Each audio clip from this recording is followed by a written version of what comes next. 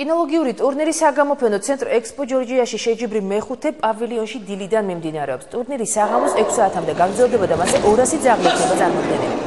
საქართველოს წელს საერთაშორისო კინოლოგიური ფედერაციის წევრი გახდა და ამიტომაც შეჯიბრის მთავარი ჟიური საერთაშორისო ფედერაციის თავმჯდომარეა, რომელიც საქართველოში პირველად ჩამოვიდა. ექსპო ჯორჯიაში ქართველების გარდა უკრაინიდან, ბულგარეთიდან, სომხეთიდან და სხვა ქვეყნებიდან ჩამოყვანილი ძაღლები მონაწილეობენ ჟიურის საუკეთესო ჯიშებს დღის ბოლოს გამოაქვეყნეს. მოხარული ვარ, რომ წლევანდელი საერთაშორისო ტურნირი საქართველოში ტარდება. თქვენს ქვეყანაში მართაც მშვენიერი ძაღლები ყავთ და საქართველოს კინოლოგიურმა კავშირმა ნამდვილად დაიმსახურა ჩვენს ფედერაციაში გაწევრიანება. მე აქ პირველად ვარ. მომწონს პავილიონის და ტურნირის მიმდინარეობაც. იმედი მაქვს, რომ დღის ბოლომდე კიდევ ბევრ საინტერესო ჯიშს ვნახავ.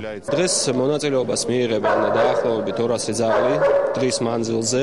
ჩვენ ველოდებით ყველა ძაღლის მოყვარულს ექსპო ჯორჯიის ტერიტორიაზე მეხუთე პავილიონში და აგრეთვე მინდა ვაცნობო, რომ დღეს არიან ჩამოსულები მონაწილეები გამოფენის ყავთ ჩამოყვანილი უკრაინიდან, სასომხეთიდან, აზერბაიჯანიდან, ბულგარეთიდან.